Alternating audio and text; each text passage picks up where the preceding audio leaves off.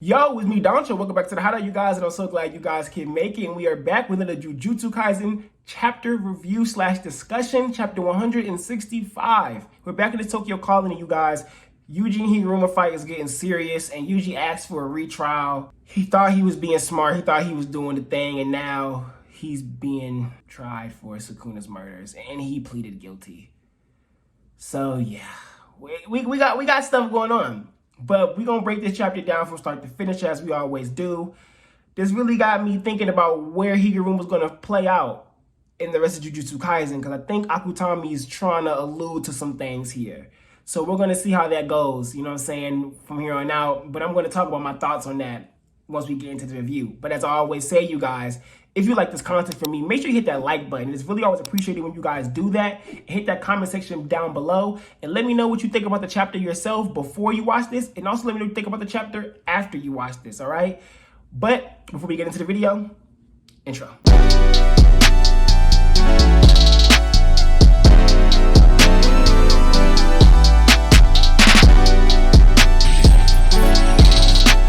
Like I said, you guys, this was a really crazy chapter there at the end, but we're going to start at the beginning, and we got some really good information about Higaruma's past and in terms of him becoming a lawyer.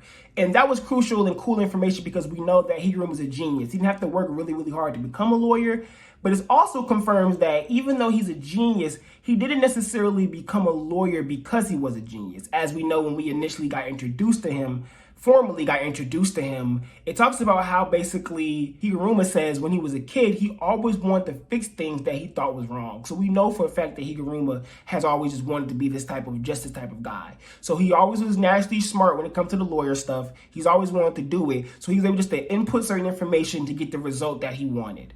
That's really, really cool for someone who wants to go into that type of field. Things are really done easily for him. But Gege makes sure to tell us that what really makes him talented is him being a sorcerer, or being a talented sorcerer. That's what makes him stand out. And I think that's crucial, because why do you want that to be the important piece that we understand about Higaruma out of everything that you just told us, right? Which means him being a sorcerer isn't some one and done thing. I don't think he's going to be here, die somehow, and that's it. I think Higaruma's going to be here to stay for a little bit, but I'll talk about more of that in a second. So, continuing on, Higaruma thinks to himself, okay, this kid, he's really strong. Like, he starts showing off the analytical skill that Gege just was telling us about. And he's like, this kid clearly isn't using curse energy at all, but he's taking my hits. He's very durable. And he says, I have to use my full strength against this kid to take him down, because if he's just fighting me straight physical, then that means he has, you know, something against me that he could trip me up with. So I have to go full power. He also basically started saying things to Yuji to get more information, like saying to him, okay, you're not using curse energy. So usually confiscation just takes away curse techniques, but you're not using curse energy at all, so you must not have a technique. And Yuji doesn't say anything to that, right? He just stays quiet. And I love that, because even though Yuji knows that dude just put 2 and 2 together and got 4, he's sitting there acting like maybe it's 5. You know what I'm saying? That's showing that Yuji really has come a long way from where he was prior as a sorcerer, especially going to Shibuya, where him running at Choso and Choso doing piercing blood caught him in a bluff, where he's now bluffing himself, even if it's just word bluffs and not physical things. It's still something of that same nature, right? So then continuing on, Higaruma is basically confirming the things that he says, and then attacks Yuji, and they're fighting. They have these really nice moments of clashing, and then Yuji jumping over the tub. He kicks the tub at Higaruma. Higaruma breaks the tub and the water splashes at him, and he uses that moment where Yuji trying to block himself from the water from the tub to come down and hit Yuji with the big old hammer.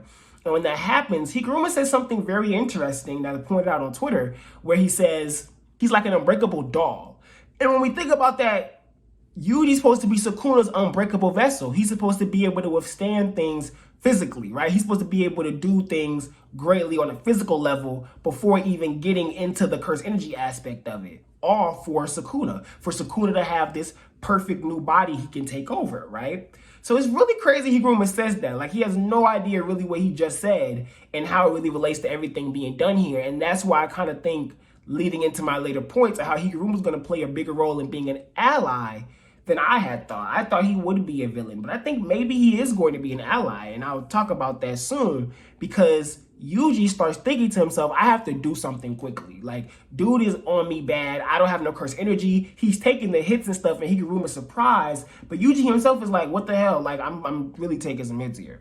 So he thinks to himself, oh wait, lawyer dude, trial domain, I want a retrial. Hey Higaruma, I want a retrial. He says that, and automatically the domain opens up. Hey, you liking what you hear me say right now? You should definitely hit that subscribe button down there and that bell icon so you don't miss anything new that I drop here at the Hideout. I know you like what you're hearing from me. I'm talking that smack right now. Yeah, hit that bell icon. Go ahead, subscribe, bell icon. Thank you, appreciate you. All right, you can go back to the video now. So with that being said is, I've seen people say, oh, so Higaruma can open up more than one domain like Gojo. No, he can't.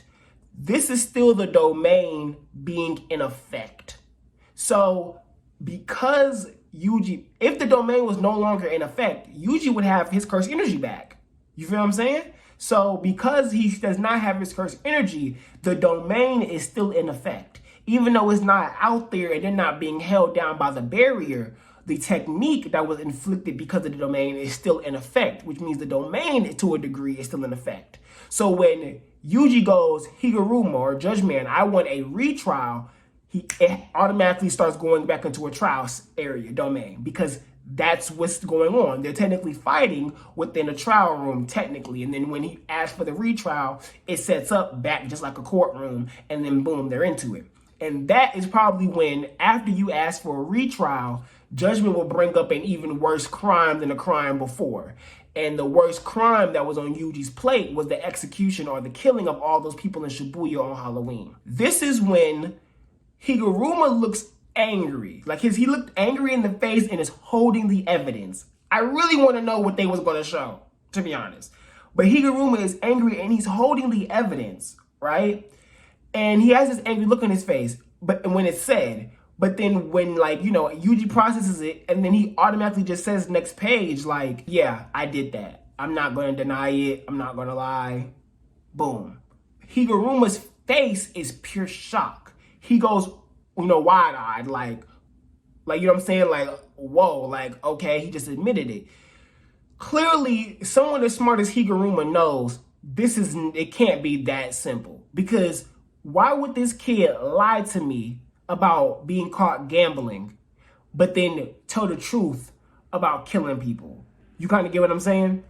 If you are somebody who is willing to lie about gambling, you're going to lie about killing people if you really are someone who's trying to get away with bad things you've done. Clearly, Yuji isn't coming off like that to Higaruma. He's not coming off right now in this moment as a bad kid who wants to get away with bad things he's done. There was sincerity in his face, which pulls us back to when we got introduced to Higaruma, and he starts thinking to himself, why do they look at me like that when they're so angry at him when he did everything in his power to help them? And that's what leads me to think that Higaruma might either drop his domain and not let Judgeman kill Yuji, or maybe there'll be some type of pause restriction he can put on Yuji, where maybe Yuji still doesn't have the curse energy and he's not going to die, but, you know, they're not fighting each other and Higaruma helps out. Something of that nature. And even more so, Higaruma might even play even more into the story with changing Jujutsu laws, because he is a man of law. Maybe. Who knows? I'm just talking about basically why Gege is giving us these great parallels with this character, and with giving a lawyer new to Jujutsu who wants to understand more about the nature of it, the true laws of it. Can the culling games really be so absolute? Getting a character so built in these type of themes, knowing Yuji, who is someone who is searching for the justice and for the repent and the sins that he has done, I think these two might really connect and have a future that could be created well together, if this is going the way I think Gege is like kind of cooking this up. Because Judgeman said death penalty is the punishment. Confiscation, death penalty. So it's a confiscation your life. That's what Judgeman said.